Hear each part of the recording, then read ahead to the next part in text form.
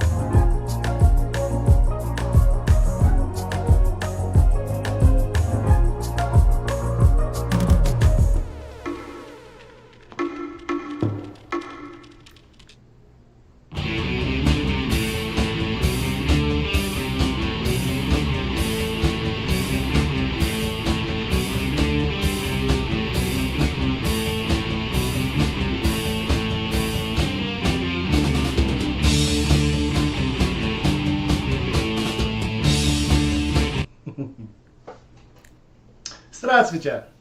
Здравствуйте. Меня зовут Ренни. А меня зовут Даша. Как всегда, Даша? У меня все хорошо, а у тебя как? Хорошо, хорошо. Welcome to the channel, everybody. Hi. Welcome to Rainy Nights with Friends. Tonight I have my friend Dasha. Hi, everyone. So tonight we're going to have a little interview, talk to Dasha, find out about motorcycles and Dasha and ripped jeans and God. So let's kick it off. So Dasha, where are you Yes. from and what do you ride? I'm from eastern part of Florida. I moved here about 2 years ago, and I ride currently a 2004 Sportster, Harley Davidson Sportster. Nice, nice. So how long have you been riding? Since COVID, right before COVID started, so I think that's probably 2019, and that was when everything just went. I went to a full 100. So how'd you get into motorcycles? My dad, he many times had called me offering for me to take the writer's class just to build some self-confidence, and I rejected it many times. And then one time he was just like, I'll pay for it, just get it over with, you don't even have to ride. And I went and took the class just to kind of shut him up a little bit. And I fell in love. I just fell in love and then bought his motorcycle from him. I got a bank loan and gave him a check, bought his motorcycle. And that was the start of everything. Awesome, awesome. So let's see who's in the chat tonight. So TC Garage, Millie, Dry Heat Doug, Bleak Rides, who I have to thank for this interview. Bleak actually played a very important part of setting up this interview. So thanks a lot there. Millie made it. I see she didn't get eaten by a shark today. That's a good thing. That's a good thing. Barndeslav PDR. Climb. Was it Climb? Angie, my rides, and my pillion. So welcome to the chat, everybody. I hope you guys got your questions ready because we're going to start this interview. So if you have a question for us, in the chat, put at Mother Dasha or at Rainy Rider, and we will answer your questions. When you add it like that, it actually shows up in orange for us and knows that somebody's talking directly to us. So if you can do that, that would help us out a lot. So Millie says you're very pretty. Thank you. Millie's a smoozer, man. Millie girl, man, she tries to steal everybody's chick. She tries to steal my chick. She's trying to steal my wife. What's up with that? Mitchell Patando, welcome in. All right. So So Millie says she did not get eaten by a shark. So Millie is from Australia. She's a surfer Oh, girl, nice. and she Oh, keeps getting nice. hurt. So we make up stories about how she's getting hurt, and usually it's a shark or white-lipped viper or something. She lost a leg one time, but luckily Steve Irwin's ghost was there to save her. So good, Millie. Nice. Glad to have you in. Nice. All right, so let's kick this off. So you're in Florida now, but you haven't always been in Florida. Nope. So you have been in some harsh weather. Yes, I lived in Iowa for about 3 years for a job. I worked at a dealership there, so that was its own adventure. So would you consider yourself a fair weather rider or a rough rider? Well, I would say I prefer warm weather, but in Iowa we even did test rides as long as there wasn't ice on the road. Just got really bundled up in like 4 layers of pants and a lot of jackets. I'll ride in any weather. I don't mind riding in the rain. Makes me feel alive. Something about it, especially when I'm sad. There's like this romanticism in that. I absolutely agree, 100%. So would you rather a solo ride or a group ride? Solo ride. I am not a fan of group rides. Not a fan. Too many variables that are not consistent. Absolutely agree. I don't even like riding with one other person unless I really know them. Yeah. And Yeah. I will take people out if I know they can really ride. If someone can't really ride, I have to get used to them. And that means that I keep that distance open. I want to follow them and see how they ride. And I'm sure I make people very nervous, but I've been riding for 45 years. I want you in front of me to make sure you can ride, because I don't trust that guy behind me that I don't know if he can brake, downshift, whatever. So if you ever go riding with me, I am going to test you at first. Now, obviously, tomorrow and for the next 3 days, I'll be riding with Gma Rides, and I've rode with her a few times, and it's like riding with myself. We're like twins when we ride, so that's good. Oh, that's always good. Actually, she's faster than me, so it's not quite like a twin, but close enough. All right. So do you like to go to Moto meetups? I mean, do you do charity rides? Do you do poker runs? What do you... When I had a sport bike, I was very much into the bike night scene, but that was pretty much when I first started riding, and I was very much into it. Went to every bike night and partook in all their little meetups, but after that I kind of stayed away from... I haven't been to bike night since. It's been many years. Yeah, I think I burned myself out on them a long time ago. Now, I also go up to bike nights at the dealer that I try to promote, but I won't go out on the rides with them. Again, there's something about people when they go on a group ride that if they ride once or twice a month or something, or they ride on weekends, when they get around it, it's like dogs. They're not dangerous by themselves, but if you get a group of dogs together, they all feel emboldened, and they want to take risks and attack every cat, and chase the mailman. Yeah. And so when you And get a lot show of people, off. yeah, they want to show off. So I'm very shy of riding with people in big groups. So I usually stay at the dealership and I'll record at the dealership and do my footage there. TC Garage says there's a lot of Australians in the chat here, and so now there's a Moto Dasha fan club in Australia. Oh, when I go to Australia, at least I'll have company. Yep. Don't go surfing with Millie though. She'll get you eaten. I'm gonna do my first surf lesson next year, so I'm excited. Oh, where are you going? I wanted to, once here in our beach here, but I made a goal to pick up surfing next year. Cool. So I grew up in Texas, so I was surfing in Galveston, and I thought that was some really cool, 4 foot, 6 foot waves. Man, I thought that was good. And then I joined the Navy, and I got stationed in Virginia Beach. And in Virginia Beach. Oh, I lived in Virginia Beach. Oh, cool. So I used to go out there, and you can pick up when the Atlantic's blowing in, you can get some 10, 12 foot waves. Yeah, they get big sometimes. Yeah. And then I see these on TV. So like my friend Steve lives on the West Coast in Los Angeles. He goes down to Mexico and surfs in 25 foot waves. And I'm like, you know what?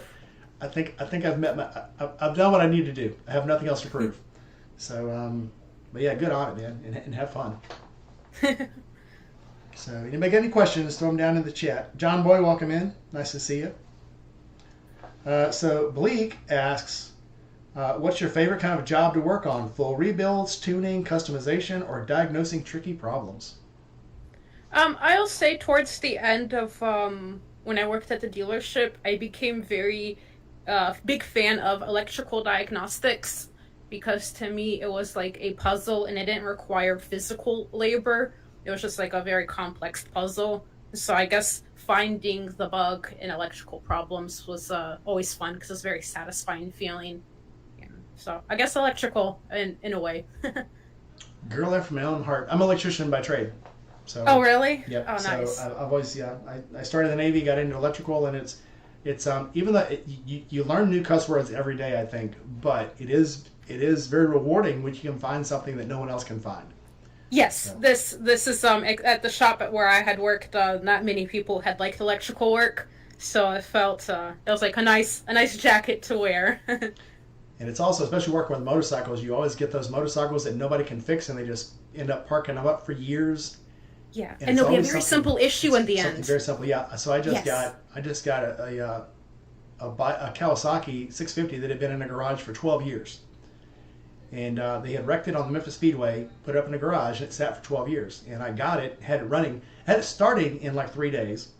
And then I had to get all the parts apart, had to get the gas tank, fuel pump, cinder, all this stuff. And then Yeah. once I got it running, it runs like a charm now. It took me two months to iron it out and get things Yeah. going right on it. But it was such a simple sense of accomplishment. But now that I I've got it believe running, it. I'm ready to get rid of it. So it's like, okay, challenge Ready done. for the next Get one? rid of it. Yep. So make sure I don't have any questions. I'm trying to watch them really closely. Gma says, come visit. She needs help with the house wiring. I would love to. Gma lives in the Pacific Northwest. The riding up there is absolutely brilliant, and I just need time off of work now since I burned up most of my vacation doing motorcycle rides. Next year, Gma, I will be there. I promise. Okay, so do you do meetups? What is your favorite meetup you've ever gone to? Could be a charity thing, could be a camp out, could be anything. I do know I want to do a camp out in the future. Red Rider, who's got a pretty big channel out in Canada, she's messaged me about him a few times, and I would like to partake in that. Hopefully next year. Hopefully, like I'll be in a position to do that next year. But otherwise, I'm not really not. I get shy around big crowds for the most part, and plus, don't really ride with big groups. Yeah, and like I said, I love hanging out with motorcycle people, but it's the rides I try to stay away from. And if Yeah. I do go out on rides, it's small rides. We do a breakfast ride, so we go to the camp out down in Florida at Tampa. We do a breakfast ride, and I'll do that because it's a straight run. You're going straight there. You can kind of control it yourself, but it's my ride, so I can kind of control the speed and Yeah. keep people in check. And they have to follow me so they can't outrun me. So that was it. John Boy asks, "What color do you want to paint your Road King?" Well, when I get a Road King, it's definitely going to be choloed out, and I don't know, some blue in it, of course. I love blue. And so something with the blue and chrome. I haven't thought about the paint, more about just the customizations. I do my own paint, and it's usually either Krylon or is What is Krylon? a spray can, rattle can spray paint jobs. Oh, wow. Okay, okay, okay. And I don't know why people shy away from them so much. If you know what you're doing and you're a good painter, you can paint a bike with $30 worth of paint. Yeah. So again, if you're going to do a lot of customization, a lot of swirls, a lot of designs, a lot of pinstriping and stuff, that's moving up to the next level. But I mean, I get bored with the color of a bike, and I'm like, I'm going to paint it. And the funny thing, if you ever painted a bike before, No, I have not. I have watched completely- videos, but I have not it painted. completely changes the bike. I had a Imagine. so I had R100 that I crashed, and while I was waiting for the insurance money to come in, I bought a GL 650, which is the old Honda Silverwing, the one that was it was like a mini Goldwing. It wasn't a scooter; it was like a mini Goldwing. And I kept getting bored with it, so I kept painting it. And every time I painted it, people were like, "Oh, you got a new bike?" I was like, "No, it's the same one." No, that's not the same one. That's a totally different bike. I'm like, "No, look, it's just a different color." They're like, "It's a completely different bike," and I'm like, "You're right. It looks like a completely different bike, but it's not." So the Sportster I have now has been 4 different colors, and each time I paint it, it looks like a completely different bike. So it's fun. One day I'll paint my Sportster. It's fun. It's due calling. It takes no time at all, man. Just knock it out. When you do it the first time, and the cool thing is if it's your own bike, even if you mess it up, redo it. Do it again. Oh, yeah. So, just get really good at sanding, though. And patience. And patience. All right, so what is the stupidest thing you have ever done on a motorcycle? It would definitely be when I first started riding. Between two, on my Vulcan, when I first started riding, I used to do a lot of dumb decisions, and I used to love to show off. And I was standing on my seat on my Vulcan on the highway, and the seat screw came undone, and I felt the seat shift a little bit, and that scared that's just the it scared me really big time, and I took the first exit to kind of calm my nerves. I guess I thought that was really stupid. I was so ashamed of myself of what could have went wrong, you know. You feel emboldened. So sometimes the French have a word for it. It's like the attraction of the void, but it's in French. And it's like you shouldn't be doing something, and you know it's dangerous, but you do it anyway just to see what happens. I had someone filming me, so that like egged me on too. So they were like in a car filming. I don't even know who they were, but I was just like, "Oh, you want more?" Oh, you want to see this? Yeah. Hold my beer. Yeah. We're getting it. Bleak is asking, are there any tools that you consider sacred, like the one wrench or gauge that never leaves your bench? Um, I guess I love my pocket screwdriver.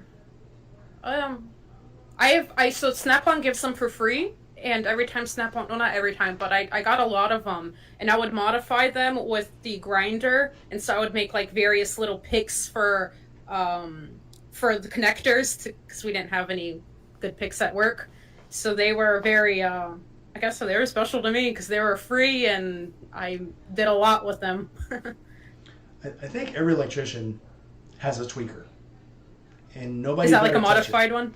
Well, a tweaker is like for the small, it's a pocket screwdriver. It's called a Oh, tweaker. okay, okay. Because it's for adjusting pots and getting really small screws Uh-huh. and adjusting the potentiometers and voltage regulators and stuff. And so in power supplies. And it's mine. Don't touch it. Yeah. Oh, If you I touch would. it, you're in Yeah. trouble. Because they're so easy to lose. Yes. I know exactly where I put it, and you better not touch it. Yeah. Let's Plus my see. Harbor Freight. I like my Harbor Freight wrench. I mean, ratchet. I don't know. It's really cheap, but it's that soft material. Yes, I love So those. like, if it hits on anything, you don't have to like worry about anything. Yep. So I big fan of started that. getting those, and I melted all the plastic off of one, and I have no idea how. I think I got some acetone on it, and it melted the shit. rubber off of it. And so then I was trying to find rubber dip, and I couldn't find the right rubber dip, and I was so pissed off, but I had to go buy another one. Oh, well, I mean, they're not too expensive. Yeah, but you get really attached to that one wrench. Yeah, It yeah. feels right when it clicks just right. Not too many clicks, not enough clicks. It's just Yeah. perfect. So yeah, I hate that. I have a ratchet that's probably, I got it off of the ship when I left the ship in '95. So I've had that thing now for like 30 years, Oh wow. and I'm attached A lot of to it. stories It's a behind Snap-on. it. It is a snap. It's a 30-year-old Snap-on. They don't make Snap-ons like that anymore though. But it's like I'll never get rid of it. I don't think I've used it in probably 10 years, but I'll never get rid of it. It still sits in my box. Nice. All right, let's see here. Oh, I see Bleak about the front fender. Oh man. Oh, what do you say? My front fender. So I had put a new front fender on my bike, due to the whole front end I exchanged. I took off the front end off of one Sportster and put it on my bike because I didn't like the front end I originally had. I wanted that wider front tire. And so I had a white front fender, and I didn't like it just being plain. And so it has Moto Dasha going off the top. My husband did the artwork for it, but I had told him what I wanted on it. And it has Moto Dasha, the number 14, because that's my lucky number, my birth year. But around the rim, ever since I was 16, I don't know why, but I love the monologue from Scarface when he does the bad guy monologue. And I absolutely love that monologue, when he's like, you need people like me so you can point your, yeah. So I got the beginning of that monologue going around. I really love that monologue. I was gonna say there's so many monologues in there, and most of them you can't repeat on. Yeah, YouTube. I was just saying, I don't know what I can say on here or whatnot, but. Yeah, we used to do the other one he had when he first meets Michelle Pfeiffer. He goes, "You know what you need?" We had that on some of our stuff in the Navy, but then we went co-ed. You can't say things like that. Can't have those things on your toolbox. So it was like calmed us down a lot, I guess. But anyway, yes, very good movie. Very good movie. Yeah. All right, so the most stupidest thing you did was standing up on the bike. What was your most scariest moment on the bike? Between that or on the sport bike. So I had partaken in on a few races on the highway, which is I'm really against now, and I've talked a lot of videos about how I'm against this. But being new on the bike and the ego and being younger and feeling invincible. I would guess. Well, I was riding home after like a night spent out with the group, and there's a tunnel going through Portsmouth in the Virginia Beach area, and I was in a really bad mood, which you're not supposed to ride in a bad mood, and I was going really fast, and I thought I was about to hit because the tunnel curves at the end, and I thought I was about to run into the wall, but last minute I had just leaned it really hard and that had really startled me. I think that's stuck in my head as probably the scariest. Too easy. Yeah. You gotta have another one. No, Have I you don't ever know. been? So have you ever been seriously? Oh, injured? I ran from the cops. Oh, come on. I ran from the cops on the sport bike and I crashed. Forgot about that. No, Conveniently forgot about that. Yeah. yeah, I ran from the cops. I got away, but there's a red light and I ran it, and I thought in my head the way the math was mathing, I thought this lady would T-bone me, so I slammed on the brakes. I probably would have been fine if I just continued forward, but I had went over the handlebars. Bike fell. I picked it up, parked it, took my license plate off. The bike wasn't registered. I had a fake plate on it, so and then I ran off and then You were a came back and bad got the bike. girl. Man. The group I was around, being the dogs in only a pack. girl in the group, wanting to like, hey, look how tough I am. Dogs in a pack. Yeah. Thank you. Would never again. Never would I again. We all say that.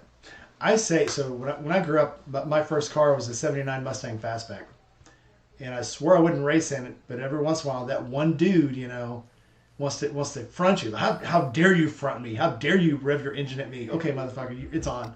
Yeah. And then after you're done, like I said, it's that staring into the void type thing. It's like, I know I shouldn't do this. I know I shouldn't do this, but I'm going to do it anyway because I'm me. And Well, I had just gotten my job at Harley Davidson, and that was when I had quit I used to be a tennis coach, and I thought if I get caught by the police, I'm losing that job. And I was so happy I got my foot in that door and made that career change. So that was I was like, I just can't get caught. I'm going to lose my job. I get it. I get it. So what did they find out? Did they tell anybody? Oh no, I came. So I called someone to come pick me up, and they talked me into picking my bike up. And I picked up. I returned to the scene, got my bike from the parking lot where I parked it, put my fake plate back on, rode home, and never had no issues, no nothing. Hurt my foot a little bit, but that was about Cops it. didn't get you. Nope. Not that time. Yeah, I never did it again. I was very ashamed of myself later at home, sitting by myself, like, what was that? Sometimes you learn from your mistakes, and that's what we call intelligence. Good thing I didn't. There was no big trouble. Well, so in the Navy we have what's called a self-correcting error. It's something that's so bad you immediately know I should never do this again. Yeah. Some people don't learn from those things, but some of us do. Snake Boo, welcome in. Glad to see you in. Make sure there's no questions in the chat. Okay. Next question. What has been your favorite part of riding?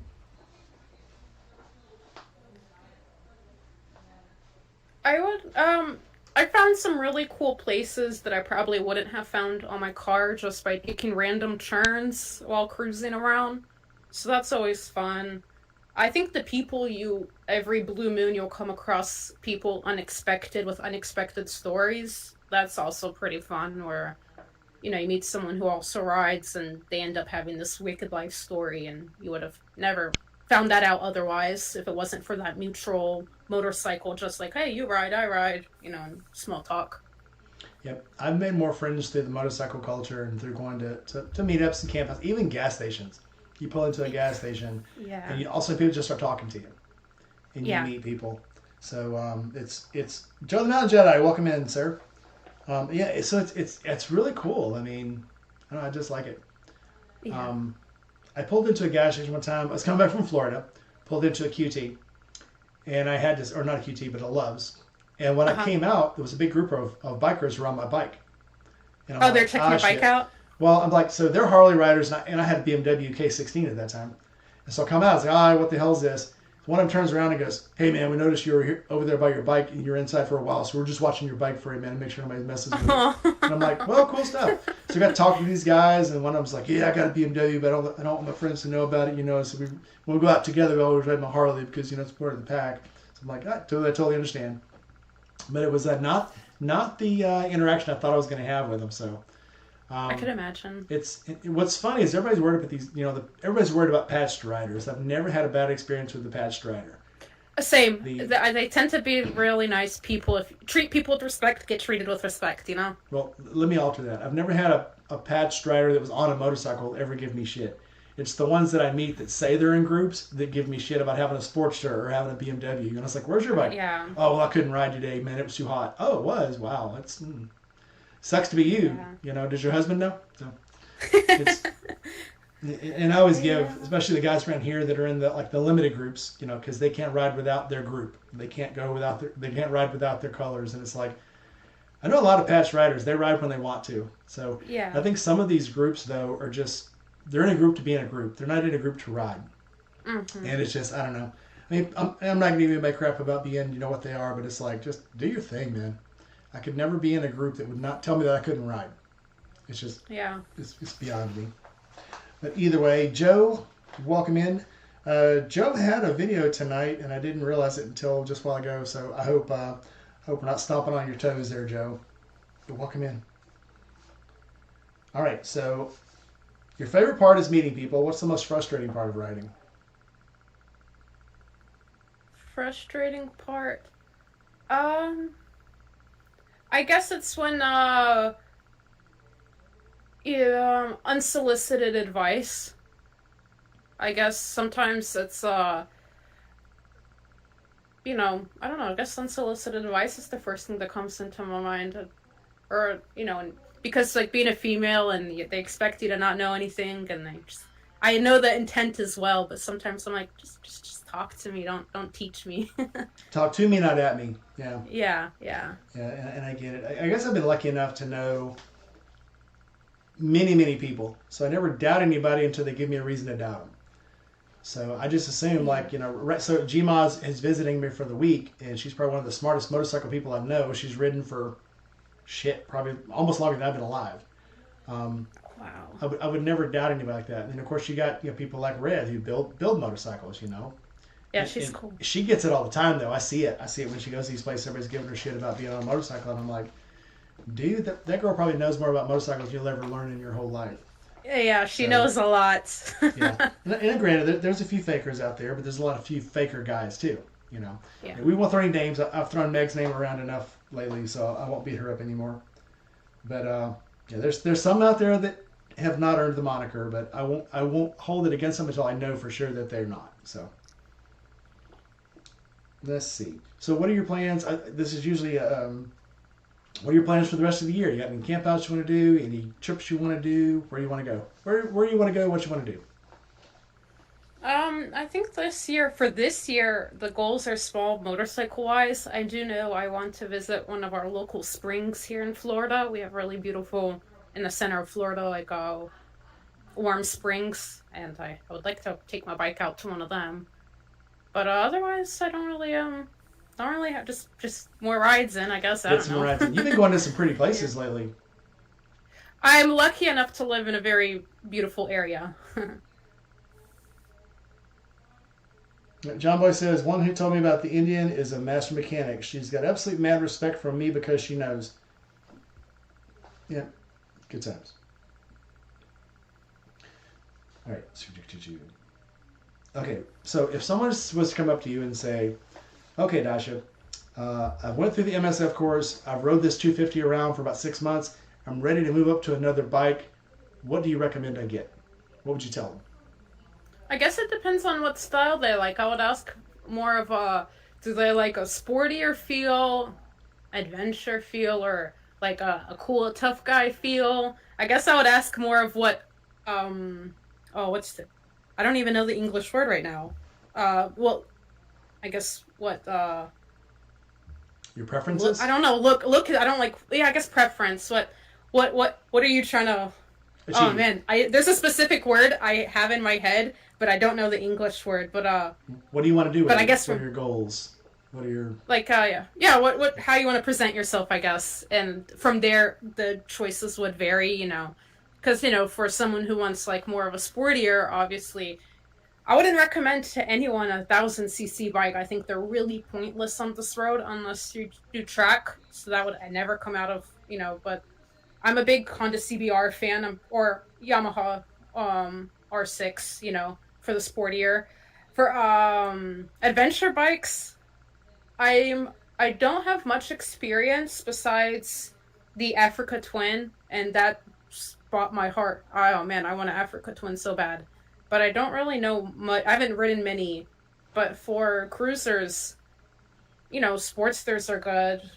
There's Indian. I haven't ridden Indians either, but I've everyone tells me is when you ride an Indian, you tend to like them better than Harleys. So I'm waiting to figure this out for myself, but I'm pretty well versed in the Harley world sphere, but not too much in other brands of besides a few sport bikes. But Yeah, I would think so. I've ridden Indians. I had a Victory Gunner. I've ridden Hondas. I've ridden Yamahas, and every one of them has a different flavor. Every one of them handles differently. It's not that one bike's ever better than the other, but you just got to get on that bike and go, is this me? yeah, like my Vulcan and Sportster. I have a 1200 Sportster, but I've ridden the 700, was it 700 Sportsters? Yeah, 750 I think, and my Vulcan was 750, and those are two completely different rides. You know what I mean? Like same cubic engine size, but just felt differently. Yeah, Vulcan was nice though. You've got to. So when I went to get the BMW, I knew what style I wanted. So I looked at the Gullwing, I looked at the Vaquero, and I looked at the BMW. And the Gullwing, when I sat on it, it felt like a motorcycle. Cool, I might like this. And the Vaquero, okay, this is cool. I like this. When I got on the BMW, I'm like, oh my God, this is it. Not even starting it. And I was like, can I take it for a ride? And the guy's like, yeah, which is the other thing.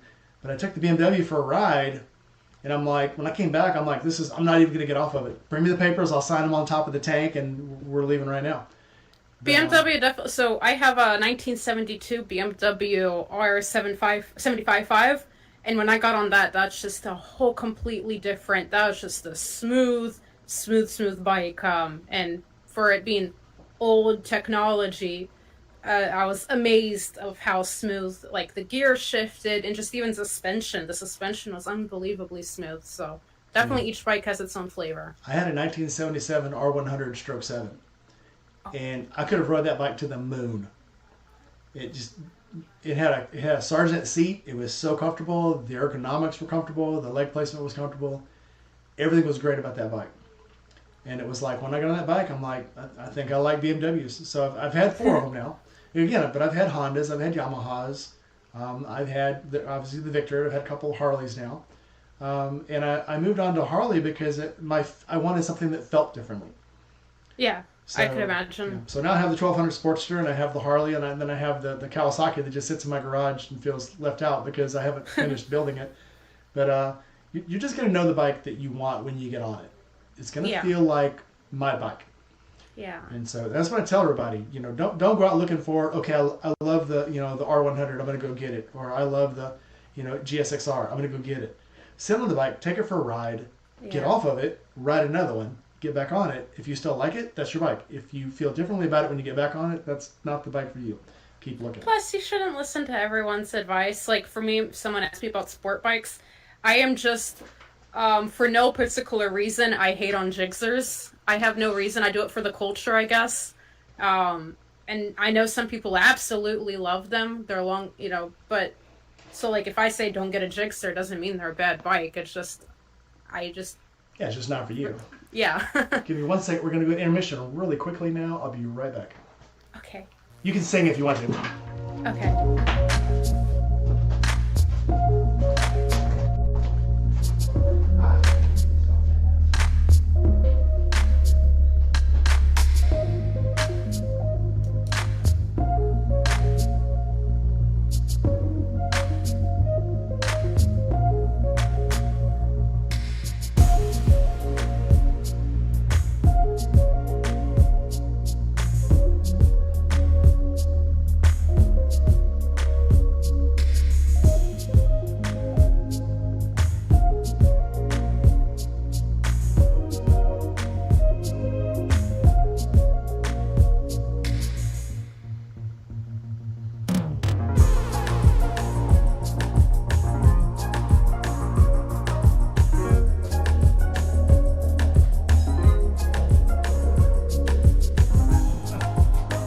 watching. Well, I'm hurting.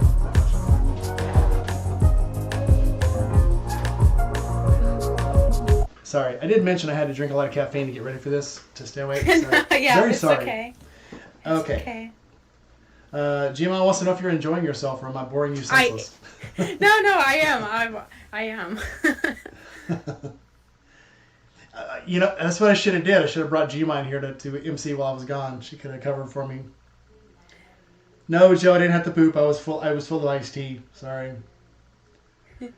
Snake Boo says cruise control ruined me. Also, yes. I love an old shoulder head, but I love the idea of not having cruise control. So, the Sportster, I have the weird little hand lock, the throttle. What's it called? Throttle master. On the bottom. It's like a little divot that you clamp onto the throttle, and it's got a little like a spoon. Oh, and you yeah, push down. I don't like that. And those. Do you like it? It helps out. It helps out with the cramp busting. For longer rides? Yeah, but here's the bad thing. You got to remember it's on there. Yeah. Because I've gone before. I went to get off on an intersection, and I had rode down to probably about 3 hours south of here. And when I went to get off to get gas, I went to let off the throttle, and the throttle didn't let off. So I'm on an off ramp, 30-mile-an-hour off ramp, and I'm still doing about 80 because I can't figure out in my mind why I'm not slowing down. Yeah, that's why I'm not a fan of them. Just for that moment, you know. But yeah, it was an awkward moment. Again, there's such a thing on the motorcycle as becoming, truckers call it white line fever.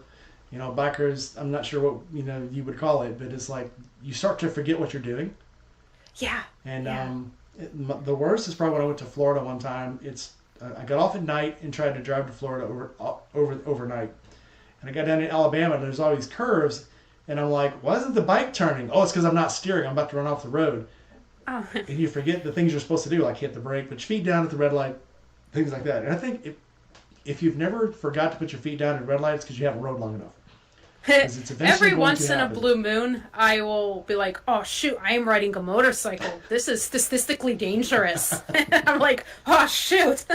It's every once in a while the adrenaline hits me and go, I could die any minute. Cool. All right. Yeah. And the adrenaline hits you and you're like, oh shit. Or when a car gets too close to you. And all of a sudden you start reevaluating your life choices. For the last 5 years, I've been pretty much exclusively just motorcycles everywhere.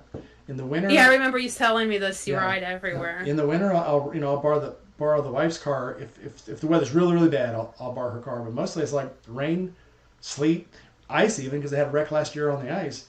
I stay on the bike, and once you make that your point of life, once you make it where there's not an alternative, that's just the way you do it. And you don't think about, well, maybe I should go get a car. Maybe I should do this. You just like, okay, I have to wear more clothing. Okay, I got to be more careful on the ice. Okay, I got to remember when I put my feet down, it might be slick. So you have to change all of your techniques, I guess. Yeah. Adapt. Adapt. I have seen the Atlas throttle lock, and it looks very complex, and they're also kind of expensive. So, and on the throttle locks also, you have to remember that a throttle lock is not a cruise control. It just locks the throttle. It doesn't keep you going faster. Yeah. And you have to remember that when you're on hills, because all of a sudden the bike will start slowing down, and you're not sure why. Yeah. It's because you got a downshift. Got to give her more gas. Chasing Ghost, welcome in. Bleak says object fixation or daydreaming. Yes, the line is too close to tell.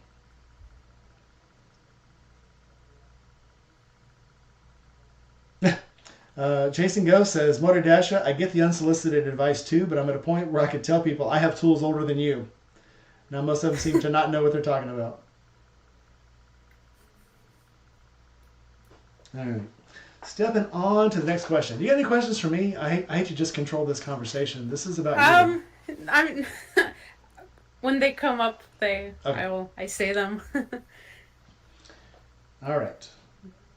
If you could go anywhere on a motorcycle today, starting anywhere, ending anywhere, on any bike you want to ride, what bike would you ride and where would you go? Well, probably my Sportster, just put a different seat on it, and I've been really, really wanting to go to Key West on the motorcycle, and I really want to go to Las Vegas on the motorcycle. And then from there to California, just like, I guess that would that's something I really want to do, really, really want to do. But on my Sportster, I just would, it was a different seat and better suspension. I would definitely like a suspension upgrade. I just bought a couch seat for the Sportster because I was actually planning on, before I got the Street Glide, I was planning on taking the Sportster down to Florida. And it's about 14 hours on the bike. And I bought a huge, cushy couch seat. And then I went out and bought the Street Glide, so it's just sitting now. But seats will make a big difference. My Vulcan had a nice difference. Mustang seat, and that I could ride all day on it. But the seat I have on the Sportster, it's a La Paire, and it's very low profile. And after 2 hours, the tailbone hurts. Yeah, there's a lot to be said for people. Make fun because I have a sheepskin seat cover on both motorcycles, and What? Why? Because it's very cushy. Two, when it's hot, they don't get hot, so you're not sitting on a barbecue pit when you throw the beans and franks on the barbecue pit, you don't feel it. And when it rains, the rain just falls right off of it. And when it's cold, you're not sitting on any ice. You can basically just it's naturally insulating. It's naturally water resistant. I've seen them. I just never ridden. When I first saw them, I wasn't into riding big long rides. I was riding to work. I was riding like maybe a couple hours on the weekend. When I started really getting into riding, and I started feeling that tailbone, and you started feeling your butt going to sleep and stuff, I'm like, let me try this. And it's made all the difference, especially on long rides. I mean, you really can tell the difference. I used to make fun of people that had them, but now I'm like, what you don't know, right? Oh man, at the dealership we have seen some funky seats, man. We have seen I think we've seen some funky seats and you do have to remember customizations that people do to them. Just about the thumb screw. So on the Sportster or GMR rides, the bad thing about doing that is that's a tension control. It's not really friction control, and I'll just leave it at that. But I love my Sportster, but on a long ride, man, I gotta have some comfort and cruise control, like they were saying. So do you have this wasn't in the questions, but do you have a music set in your headset? Do you like to listen to music when you ride? Yes, in my helmet I have headphone or speakers inside of it I put in, and before every ride, depending on my mood, that's the playlist I'll make up. So this music varies. It can be from classic rock, or it can be to some 2000s girly pop, and I'm just singing and riding and kind of feeling like top of the world. It varies in between there. I'll get into fixations and I'll listen to like one kind of music for like a month, and then I'll switch to something else. Yeah. Right now, I'm listening to the playlist from Peacemaker, and it is the best with John Cena on HBO. He plays a superhero. I don't know too much movies. I am not this is up TV. To date on. It's TV. So, did you see Suicide Squad? I know what it is. John Cena is the goofiest dude. I swear to God, you'll love it. But all the music in that show is from the 80s and 90s. It's all old rockers, old hair bands and shit. So, Hanoi Rocks and Foxy. There's lots of like Faster Pussycat, all old stuff I listened to when I was in high school and first getting in the Navy. So I love the playlist. It's real rock. It's nothing, there's no auto tune. There's new. It's real My dad music. raised me on classic rock, and he's very adamant about what is rock and what is not rock. So look up. So you got Spotify or what do you listen to? YouTube Music. Okay, so look up the Peacemaker soundtrack. Peacemaker. Yeah. Okay. And you will love it. You will love it. I love it. Well, I love it. I'm trying to push my thoughts off on you, but you know what you're like. Don't you just hate that when people try to tell you what to think? No, go listen to this. You'll love it. All right, so I'm sorry. We talked all about the motorcycle, and then I cut you off. Where would you actually ride? You would ride through the Key West and Vegas and California. So, those are like the big three I really want to do. If you ever go to Vegas, you've got to ride through the Fire Canyon, and you've got to do it at like 5 p.m. on sunset. So they call it the Fire Canyon because you're basically riding through a canyon, and the walls are like blood red. And at the end of the day, when the canyon walls are hot, the mirage starts coming off of them. Yeah. And it looks like the walls are on fire. Oh, that is wicked. So it's called the Fire Canyon, and it's like about 5 miles to the west of Las Vegas. And it was so I went out one time. What did you say it's called? Fire Canyon. Fire Canyon. Okay. So I went out one time. I was putting signs in at University of Las Vegas, and the last day I was there, I turned my rental car in, and then they called me and said, "Oh, you guys stay 2 more days. We're sending some more media out to put up on the advertising signs." So I went back, and I'd been talking to the guy at Bob Drost at the Harley dealer there in Vegas, and he's like, "Well, I can rent you a motorcycle and just because everything's rented under Enterprise." This is before Eagle Rider and before all the Harley it was doing their own stuff. He said, "I can rent you a bike out of here through Eagle Rider," and it was like $50 a day. That's just how long ago it was. But, Yeah, I was gonna say now they're really expensive. oh yeah, it's like $300 a day for like a road key Yeah, or for insurance a road on run. it. But Yeah. $50 a day, so he rented me a bike for 2 days and said, "Right out in the canyon." So, and I took off, and it was the most awesome thing. I had such a good time. I Are can we- imagine. Are we missing questions? Pleek put a question. Where's your question? Who are some of your biggest inspirations, both in and out of the moto world? Bleak. Well, the obvious first comes to mind is Jesus, but I think besides Jesus, inspirations. Oh man, I don't know. I don't know if this is controversial to say, but I will say before the last 5 years, so 5 years and back, it would be Kanye West. I feel like that was a very hard moment in my life when I started listening to Kanye and had a big change in my life going on, and I will to the end of my life allude that I wouldn't have gone through it so easily if it wasn't for Kanye West. So I know that's probably a controversial thing. No, music hits everybody differently, especially if you're listening to music in a hard part of your life. Yeah. So that's why, as weird as it may seem, so like when Tori Amos first came out, I was listening. I was at war. We were actually at Desert Storm, and every night when I went to sleep, I'd listen to Tori Amos. And whenever I don't know who this is. So she's a pianist, and she also sings. She's a very vocal. I would say she's probably 10 times better than any of these people that they claim are divas now. Because it was again, this was before auto-tune, this was before synthesizers, music and stuff. If you listen to music, it was actual music. Yeah, natural. Yeah. So that girl sings like nothing. But here I was in the middle of a war, separated from my family, and every night I'd listen to Tori Amos, and she sings kind of like not really melodramatic music, but like a little moody, a little sad. And so whenever I hear Tori Amos now, man, it takes me back to, everything I was where I was back then. I know the feeling. So it's if that's what hits you, man, that's what hits you. You can't help what stirs your heartstrings. Yeah. There's nothing wrong with that, no matter who it was. People for a long time, I was like, Michael Jackson is still one of my favorite singers. The dude can sing. I love Michael Jackson. Oh man, I don't care what you thought he did and how weird he got later and his eccentricities. The dude could sing. So. Oh man, I have nothing bad to say about Michael Jackson, and no one can change that. Yeah. So I totally understand your Kanye West thing.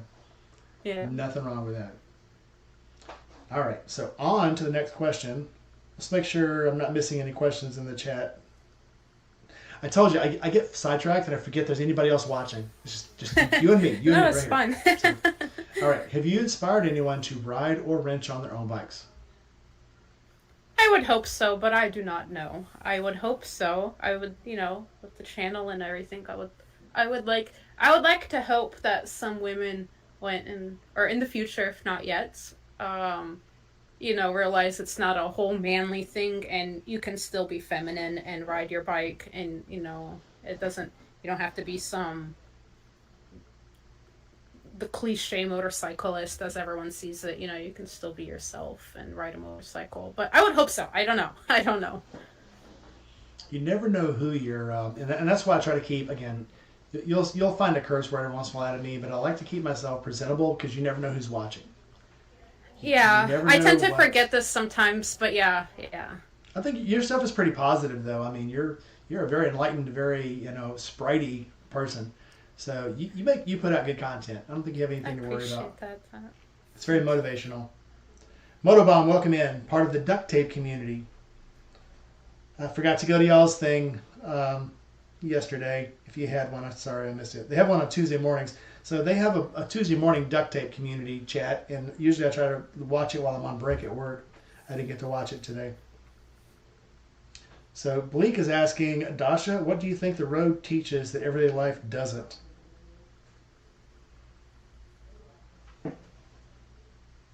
I guess the question is like riding a motorcycle. Like, what is like a life? Yeah, what do you learn on a motorcycle that you wouldn't learn not being on a motorcycle? To be happy of the simpler things, I guess. To to see value in the smaller moments, or like, yeah. I think this would be a yeah. I guess that would be my answer. Or yeah, yeah. That's my answer. Okay. I guess this is the same question. If you could tell a new rider one thing that you had to learn the hard way, what would it be? uh, I guess ego. Really, really learn really quickly to put that ego in a box and realize it's nothing and it'll be your worst enemy. Uh, I'm so thankful, one, that I woke up from doing the stupid stuff with the sport bike, but man, some people don't. And, that ego, life is very fragile and it does not care. Life, time waits for nobody and danger waits for nobody. I get it. Rowdy Yeats, Mudabloke, and Christian Biker, welcome in. Oh boy, Motobomb says, we went to Moto Dasha's channel this morning and explored a bit. Angel Face from Canada dropped her link. Well, Oh, that's nice. moving on. No, that's so nice. Bless her heart. All right. Let's see. What is one thing people may not know about you? I'm very emotional, but I'm sure if people watch like my every video, that might kind of seep through because like I'll sometimes put out really sad videos and pessimistic. But I can be very, I don't know. I guess I tend to be an open book. I don't like to like sometimes I'll put out something and family members will say you shouldn't talk about that publicly, or like even if you went through that, you shouldn't talk about it. I try to be as open book as I can. I don't really like the whole idea of people putting facades, because that's how you don't get sincere relationships, and you never know who you could like click with if you're more focused on the facade. So I think whoever comes across me, they tend to learn me pretty quick. I don't really have much that I hide. I've learned that too. T-Bone, welcome in. So yeah, like you said, I like to be an open book because if you don't tell somebody who you are, they have to guess.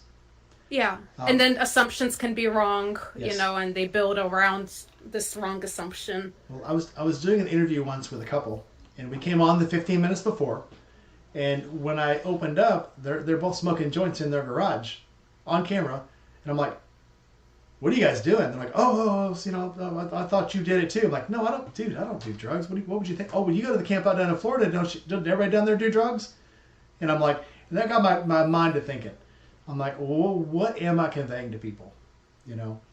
And so I've made it a few things that I want to make sure I put out to people. One is that I don't do drugs. I don't condone drugs. If you do them, good for you, but I'm not going to have any part of it.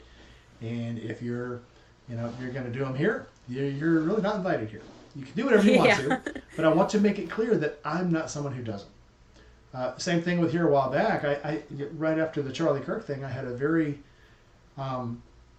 I come to Jesus meeting with myself, and it's like all these people are saying all this stuff and about Charlie and about God and all this. I'm like, So I'm like, I'm going to put this out on one of my videos. I'm like, I'm a God-fearing person. I believe in Jesus, and I believe that if you don't believe in Jesus, you're going to hell, and I believe that. And I thought I'm going to put this out. If people don't like it, I guess that's just how it's going to be. And I actually have people in the chat and people in the comments going, "Yep, so I'm glad you permitted your faith. I'm always afraid to admit my own faith, and I'm glad you said something." I'm like, Yeah, I all right, lost a lot of subscribers when I made a video about me proclaiming my faith. But like when I put out that I was married, I lost a whole bunch of subscribers, and then when I put out that I believe in Jesus, same thing. But at the same, even I knew that I would probably lose some subscribers, and I did. But it's like, who do you want following you?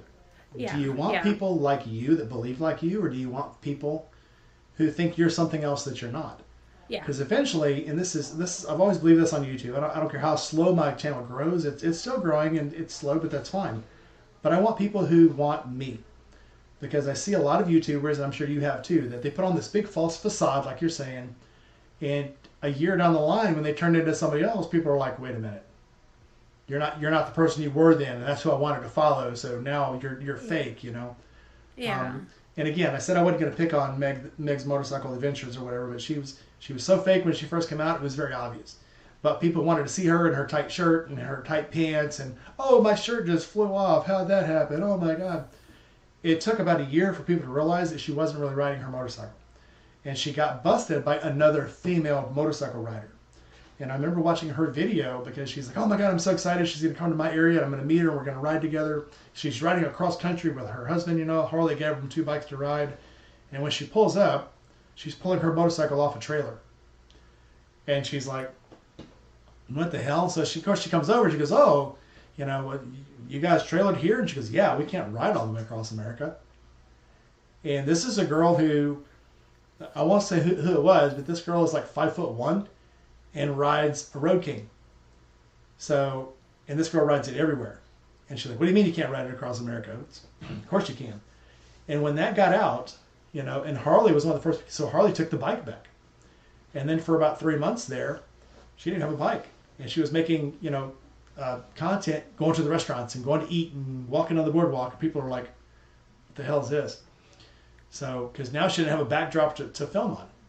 And again, when all you have to give people is a part of you that's not really you, people stop watching. So, and that's all I'll say about that. T-Bone would like to see you, son. Sorry, man, I haven't seen you in a while. Yep, T-Bone says, "I'd rather lose subscribers than lose my relationship with God." Yeah, who do you want judging you at the end of the day? I mean, really. Joe says, "It's nice when the trash takes itself out." Yeah. Okay. Mudabomb says, "Weed out the people that need to be on your channel from the ones who don't." That's a good move.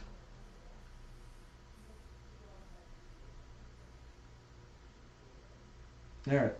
So we beat that horse together. So, but yeah, just never try to be somebody you're not, and I think people will accept you better. I mean, here's what I believe. My channel may not be for everybody, but I believe there's a whole lot of people out there that are just like me. I just got to find them. Yeah. And if you keep changing your channel and you keep changing your algorithm, you keep changing your formula, you'll never find the people that are like you. Yeah. And if you're always the same person, they stay. And if you're not the same person, it's like changing the channel. It's like watching a radio station. "Oh, I don't like that song. I'm going to turn it off." And then you forget to go back to that channel again. So, anyway. If you could buy any bike right now, you'd have to own it for the rest of your life. You wouldn't have to ride it every day. But you'd have to own it for the rest of your life. What would it be? Either a CBR, Honda CBR 600 from like 2007.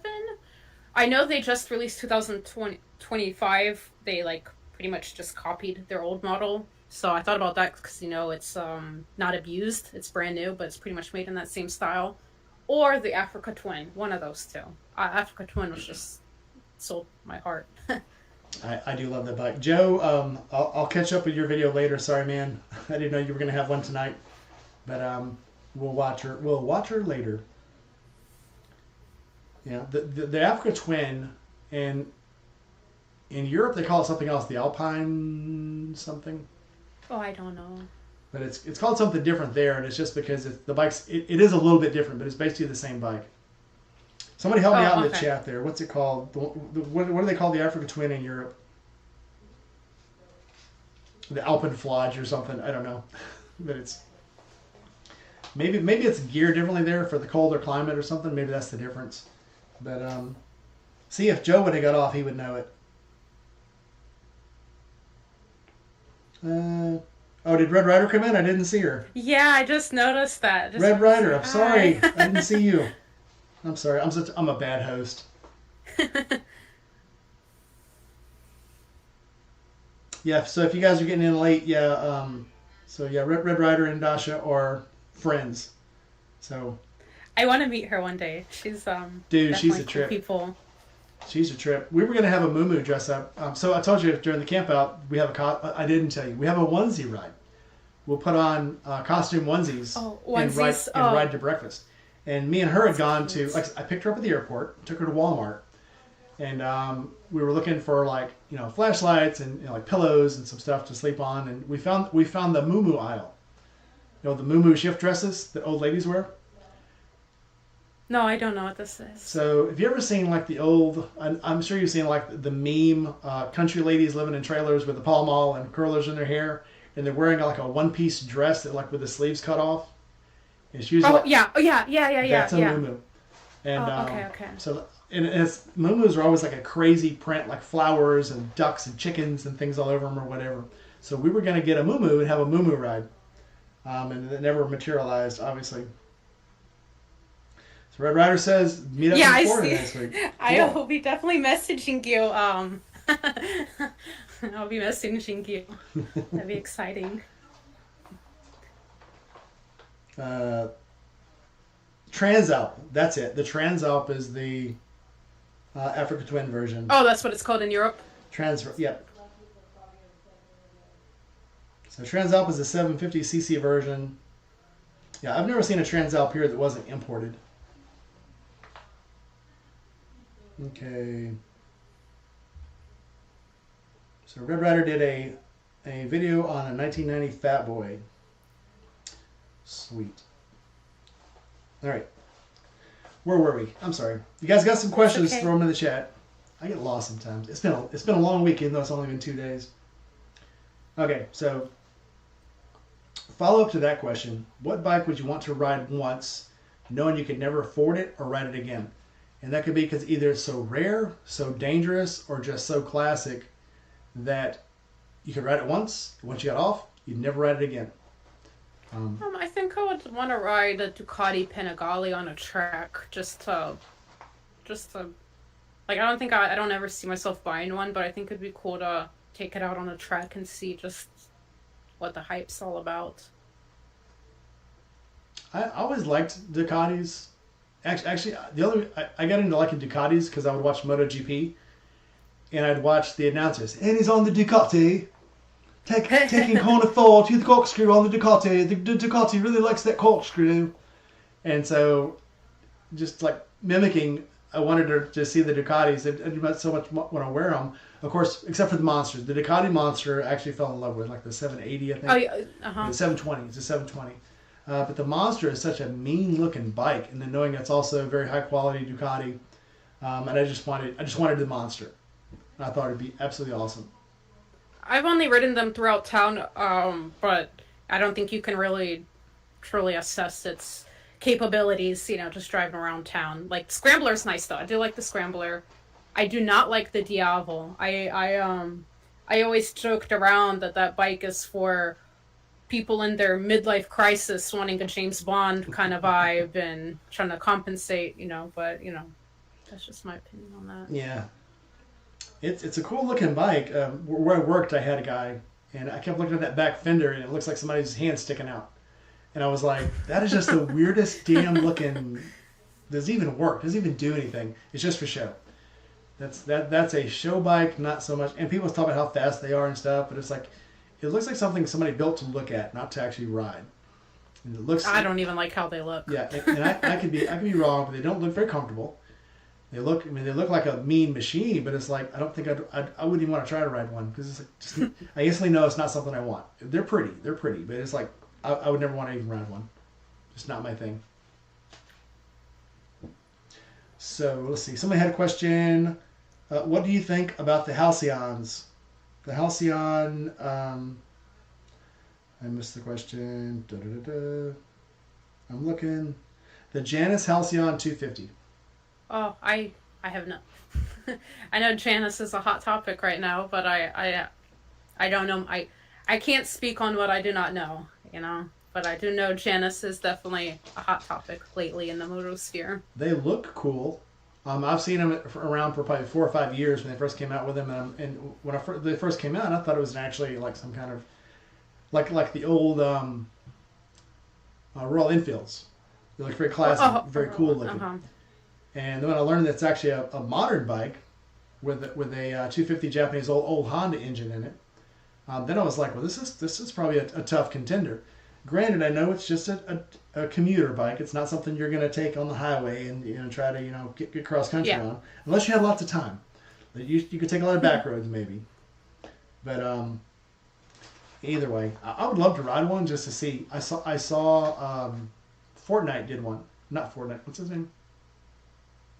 Fortnite. Yeah, Fortnite Yeah, did he makes one, some interesting videos. I watch his and videos time to time.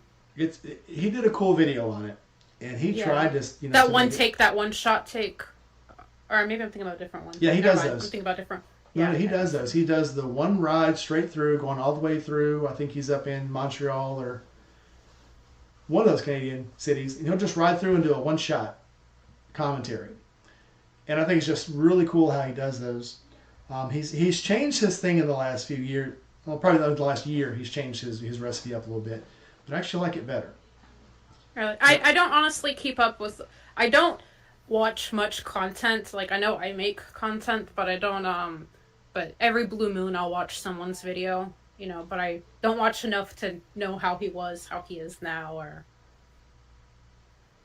Yeah, I do like the ones. So he has the clones, and those are always funny. And the joke is his shop mechanic is a clone, and they keep destroying the clones and they make new ones. Uh, And they joke about number 34, and then next week says number 35. And when he's looking through the drawers, and all of a sudden he finds like a number 26, and it's in like these coveralls. The coveralls are all bloody. They say 26 on the back, and he's like, "Oh, that's where he went," and throw it over the shoulder. So it's always funny when he has the clone mechanics in there. But anyway, yeah. Anyway, you don't like to watch a lot of TV or stuff. You keep yourself busy.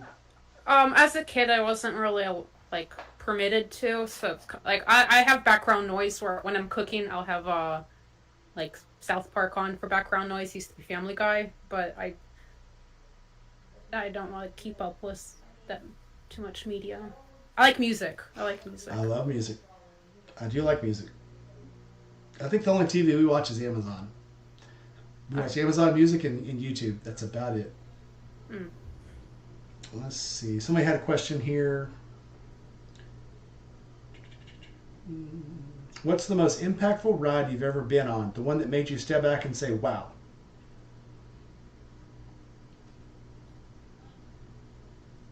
Um,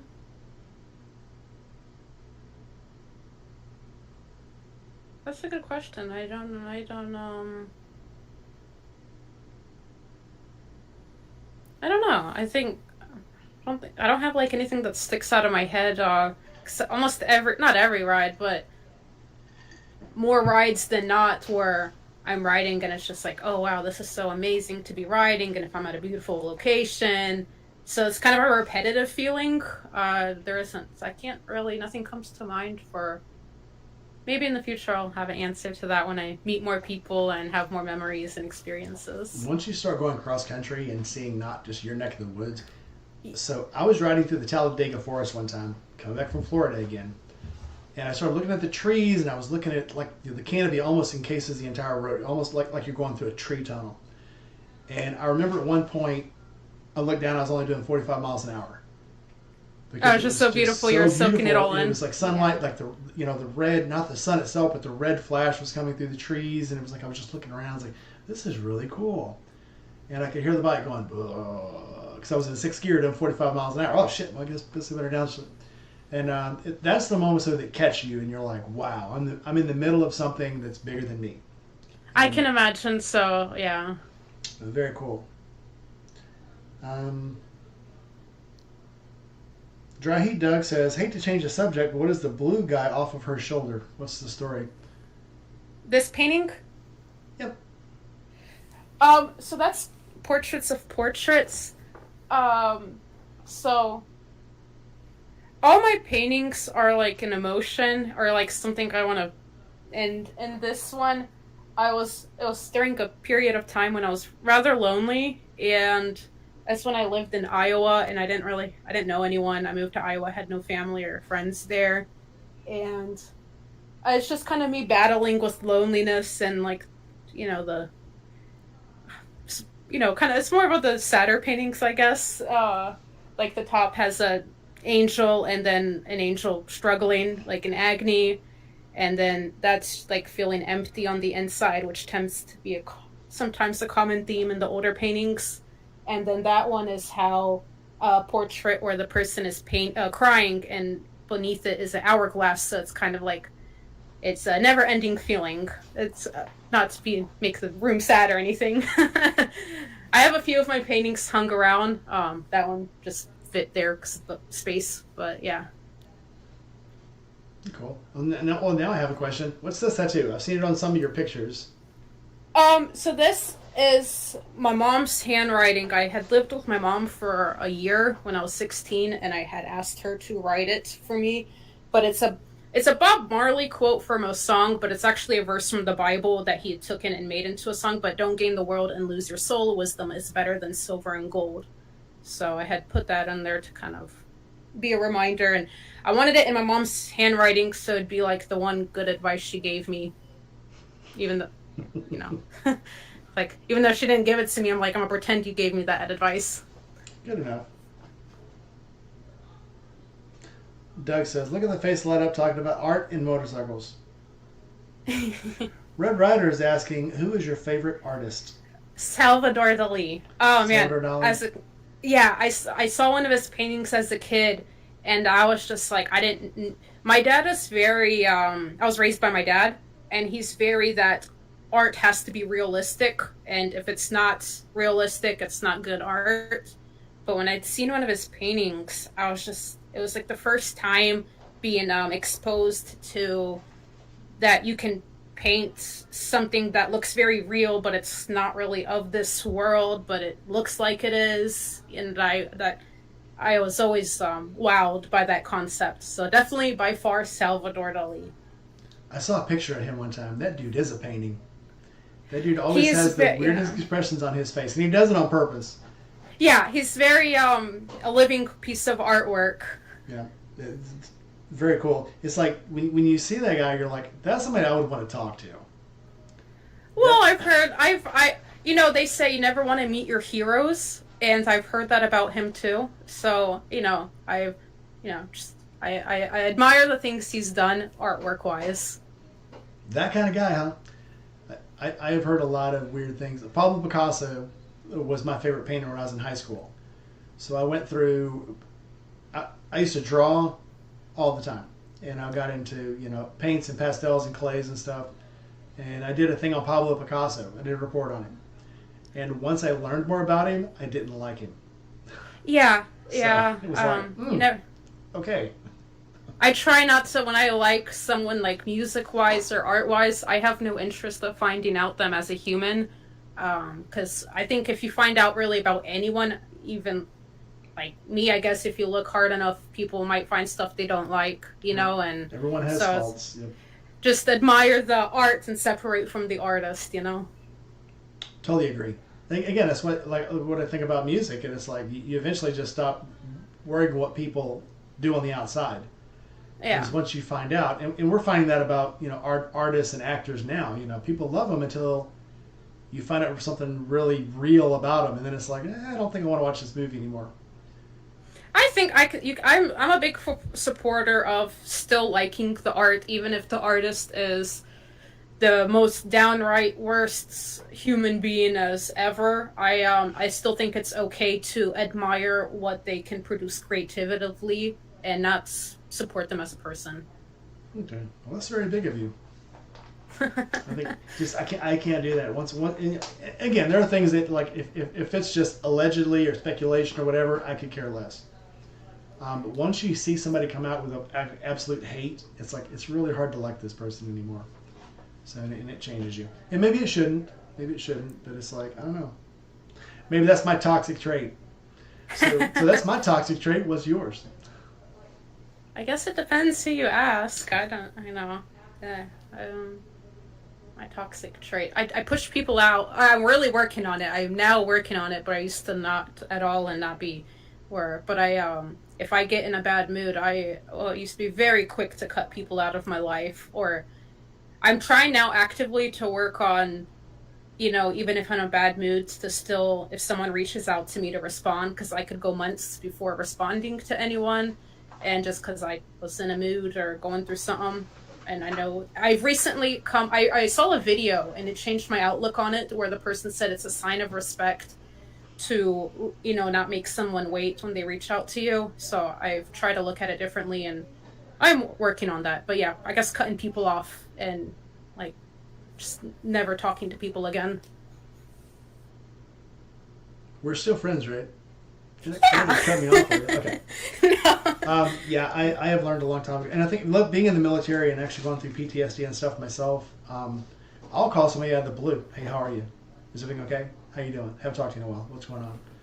And if people call me and in the middle of the night, and I've had this one guy, I've worried about him for a long time. And if that dude texts me at 11 to 12 o'clock at night, I'm answering. And I'm like, can I call you? Yes. There's been a few times I've crawled into bed, ready to go to bed, brush my teeth, setting my alarm for the next day, and I get a text. Can I call you? Yes. And my wife's like, is it him? Yeah. Okay. And 2 hours later, I'm going to bed. But to me, it's worth it. I am really that guy. I will answer the phone at 2 o'clock in the morning, because I would rather get a phone call from you at 2 o'clock in the morning than get a phone call the next day finding out something happened. Yeah. Yes, that's very good. That's a very good habit to have, or good trait to have. Yeah, and you may be the only person that person reaches out to.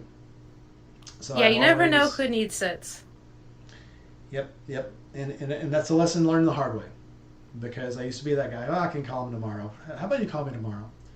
And it backfired on me one time, and I've never forgiven myself for it. So I will always answer that phone if it rings. If that thing buzzes at 2 o'clock in the morning, my wife's like, who the hell is buzzing you at 2 o'clock in the morning? I don't know, but I'm about to find out. It's like, oh, nope, it's cycle gear. Never mind. But I never want that to happen. I don't want to be that guy that could have changed the world with one phone call. Yeah. And that's how much I believe about it. One phone call can change someone's world. And I want to be there for it. John Boy says, Dasha is showing what maturity is. I has none of this. Yep. All right, so let's roll on. I hope you're thinking about questions for me. So, what is the one thing you will never take a road trip without?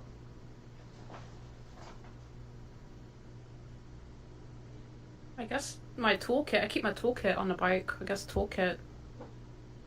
I haven't done a big I haven't done a big road trip yet. As much as I have always wanted to, between just financial or life or things going on, I have not had that experience yet. But I would imagine it to be my toolkit or a phone charger. Phone charger, credit card, toolkit. Yeah. Extra pair of gloves. Socks. Wet socks are not it. No. Nailed. Yeah, definitely socks. And I stand with it. I used to be so overpacked when I go on motorcycle trips. And each time I trip, it's less and less and less stuff. And there are certain things. Oh, that's because you learn. Yeah, you learn with. Yeah, I packed like 9 of those and used 2. I packed 5 pair of jeans for the weekend, wear the same pair of jeans the entire weekend. So I usually carry 1 spare pair of jeans, like 5 extra pair of underwear, 5 extra pair of socks. However many days I'm going, I do 1 more pair of socks and underwear than that. Yeah. T-shirts, nobody's going to care what T-shirt you're wearing home.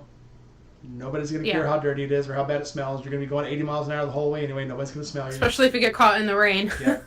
And if the shirt's dirty and smelly, unzip your jacket, blow through. It's clean by the time you get there. Nobody will know. Nobody knows. You've done a lot of rides, I'm guessing? Oh, yeah. Yeah. I have done... And again, this is something pretty new. So, funny enough, I came home on leave in 2009. My wife had bought me a BMW. Go figure. So she bought a 1100 RT. We were living in St. Louis at the time. We drove all the way up in the car to Beaver Dam, Wisconsin, picked up the bike, and I asked the guy, I said, well, what happens if it breaks down on the way? And he goes, if it breaks down on the way, I'll come pick you up. This bike will not break down. And I said, what if I'm almost to St. Louis and it breaks down? And he goes, it's not gonna. But if you break down in St. Louis, you can break down at your house and I'll come pick this bike up. So I'm like, all right. So we rode all the way up, and this is how you know you've bought the right bike. We ride up there, it's 80 degrees. Get up the next morning, it's 45 degrees and foggy. Anytime I have bought a bike that I would own for a really long time, it's either been raining, fogging, or got stupid cold when I had to drive it home. Every time. So I drove the thing all the way back from Wisconsin back to St. Louis. It was about a 9-hour, 10-hour drive the whole way. Changed the oil in it. The next day we drove from St. Louis out to Cincinnati. And then we drove to Paducah, Kentucky. We rode the Bluegrass Parkway. Came back up, stopped at an amusement park, went to the AMF Museum, the American Motorcycle Museum right outside Cincinnati, and then drove back. We were only supposed to be on the road for like 2 or 3 days. We ended up staying gone an entire week. Oh, wow. So, and that was the best trip I've ever taken in my life. And then after that, I started riding, living in Memphis, I would ride up to Ohio, go up to Columbus. I had friends up in Columbus. I'd go up there and do guest spots, and I would do like, meet Rainy Rider when I was first doing my YouTube. And, I remember the first one I did up there, there's a girl I knew at the shop. First time, like 5 people showed up. But I was in Cincinnati, or I was in Cleveland, or Columbus. The next time I went, there were like 20, 30 people there. So it was like pretty cool. But I go to Florida, used to go to Florida twice a year. Now I just try to find places to go. So the longest I've ever gone on the bike was the 900 miles up to Columbus. And going down to Tampa from here is like 860 miles. I've done that trip 6 times there and back. Oh, wow. I've done the Columbus trip 3 times now. I go to Texas, Louisiana, at least once a year. Once you start making these trips, it's like soul cleansing. I can imagine. It's just you I and the would bike. imagine so to be. Yep, you and the bike and a couple of jugs of tea and some Twix and some tornadoes, some chicken tornadoes. And I know I'm really wanting to, like, because Key West is not far from here, so I know that's going to be my first, like, bigger trip, I guess. So I would I'd imagine it to be quite an experience to be out on the road for, quite a while. It's life-changing. And it's just really weird. So the first few times it's really weird. But once you start doing it, it's like, okay, this is just me and the bike again. We're going to have some fun. There's a stretch, and I tell this story a lot. So I was going down to Louisiana, and when you leave Mississippi, you can cross over the Mississippi River and go down Mississippi through Louisiana. And once you get past the Mississippi state line down there, there's like an open field all the way from like Mississippi to Alexandria, Louisiana. It's like 2 hours of nothing. Rice fields, corn fields, and soybean fields. And I'm like, well, let's see how fast the bike goes. And I got it up to a certain speed and held it there for a while and went, yep, this is as fast as I ever want to go again. I'm done. And Had it out of your system. There was nothing. It was like flat field as far as you could probably see 5 or 6 miles. And I got it out of my system. I was like, okay, now I can say I've gone that fast. I'm good. And the rest of the trip, I kept it at like 80 miles an hour the rest of the way. And it was just nothing out there but just me, the sound, and birds, and sunlight. And it was, like I said, it was soul cleansing. I can imagine. It makes you think you're on another planet. It really does, because there's like no one around, especially like riding at night. I don't know how. Oh, there's something romantic about riding at night too. Yep. The streets empty. Especially when there's nobody else on the road. Yeah. It will change you for sure. I'm taking over the conversation again. Sorry. It's okay. Oh, looks like we got disconnected temporarily. Oh, you're back. What the heck just happened? Yeah, little technical difficulties. I did. My camera switched. Let me switch to the other camera. My camera just shut off. That was weird. I think my camera just died. Give me 1 second. Yeah, I think my webcam just died. Man. That's weird. Hold on. It happens. Life happens. It happened to me. I think it came unplugged. Hold on. I don't know what's going on here. Give me 1 second. Yeah. I'm looking through the chat. It's so cool to have so many of y'all on here. I have never done anything like this, so I really, I really appreciate all y'all tuning in. It's really cool. And I see Climby is asking if I go work for Harley again. I wouldn't be a mechanic, but definitely would like to would like to be a service advisor. I definitely am trying to find a service advisor role, but that's the only thing I'd want to be. Yeah, I'm pretty sure my vlogging camera just died. Well, it seems very dark in here. Wow. It's okay. Well, okay, I'm still here. It's very dark, but I'm here. All right, so got a few more questions here. They want to see you, not me. Here, let's do this.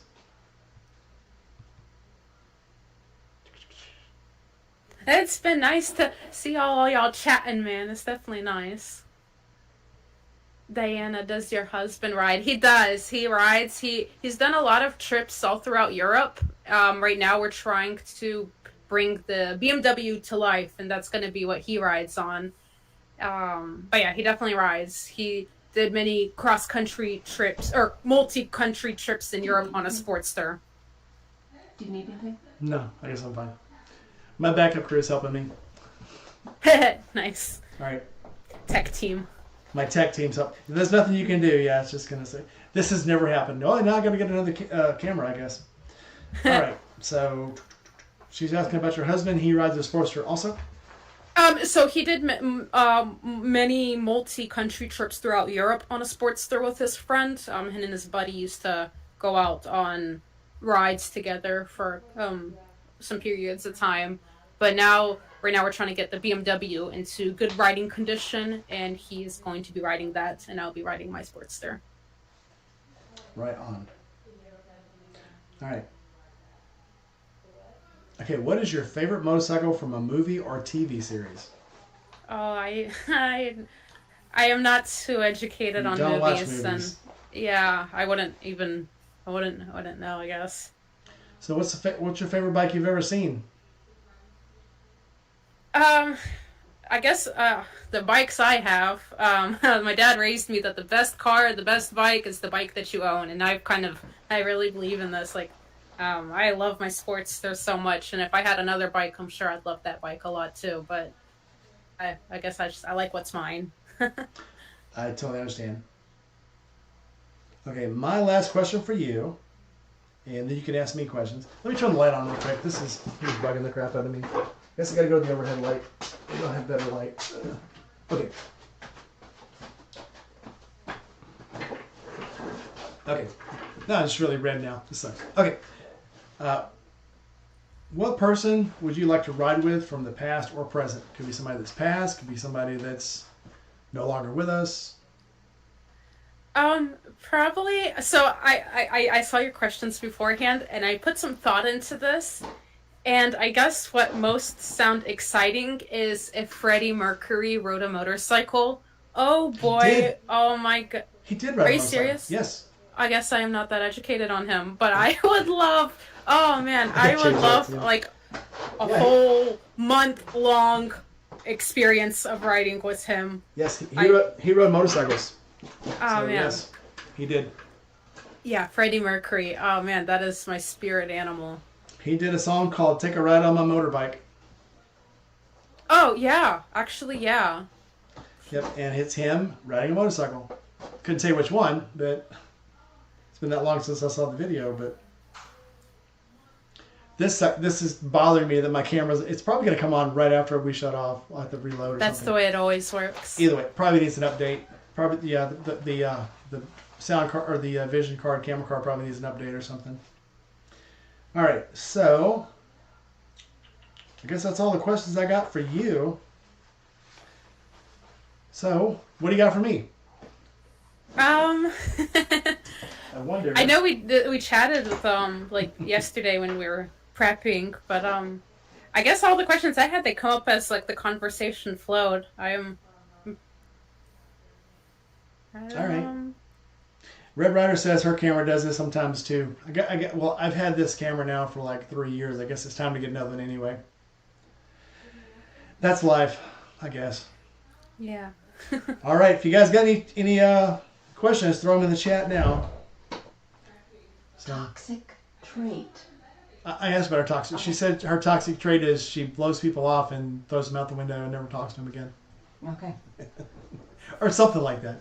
Thank you. Yeah, something like that. I hate this. Okay. All right. So I guess we have drawn to a close. It's been very nice Yeah. talking to you. This was definitely interesting. I was very nervous. I've never done nothing like this before. So You should never be nervous, especially not with me. Jeez. Yes, text being very buggy.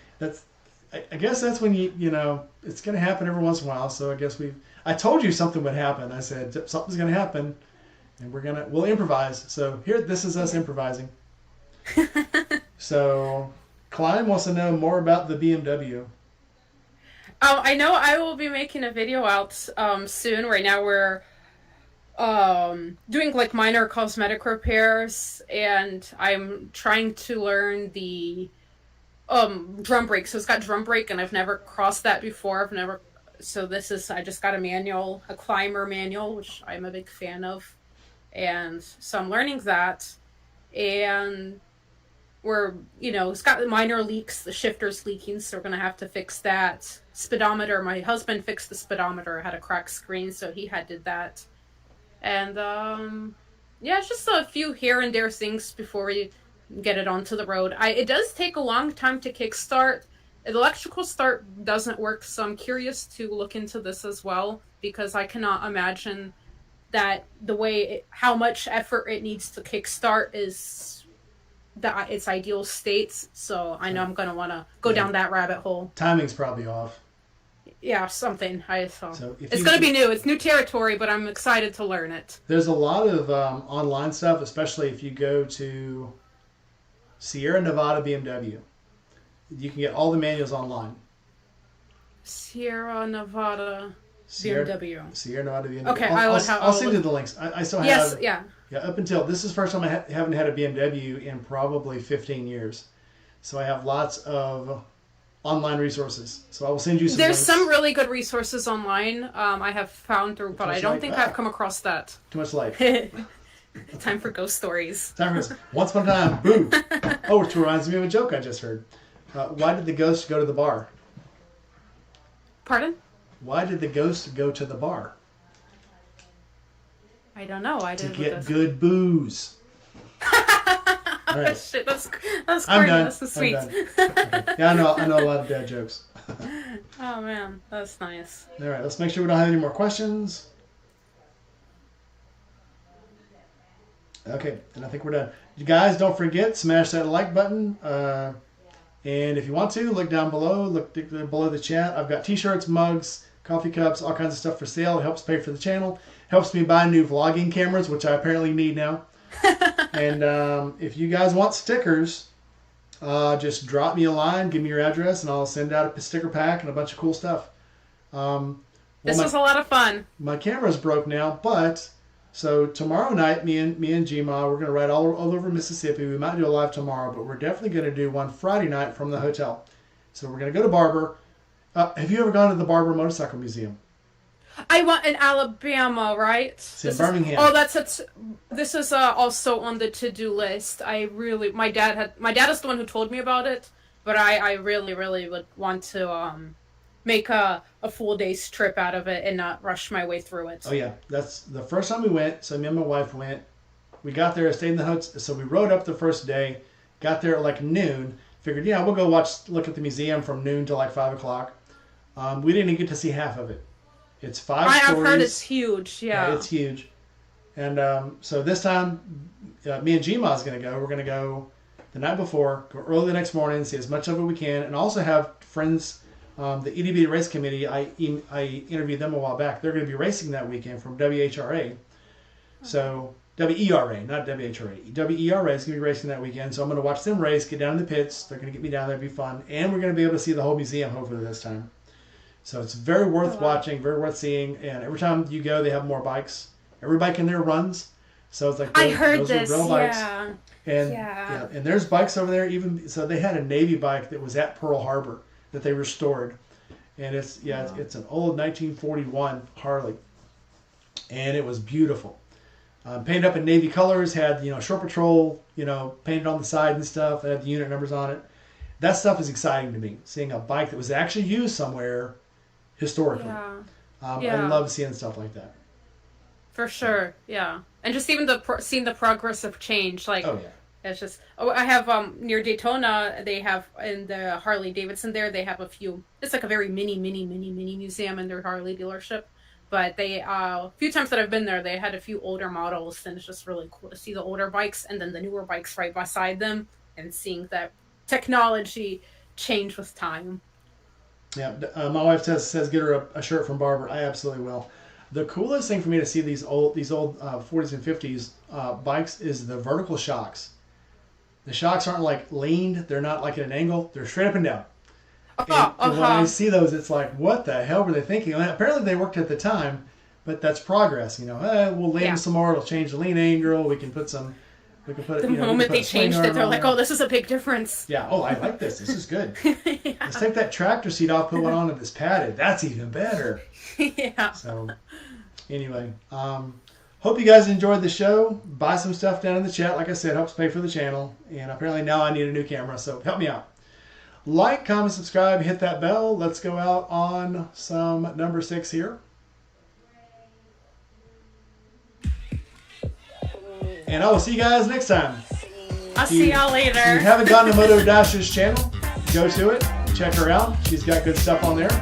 And I hope to see you guys in the next video Friday night. Dasha, hang around for a little while. And I'll see the rest of you guys later.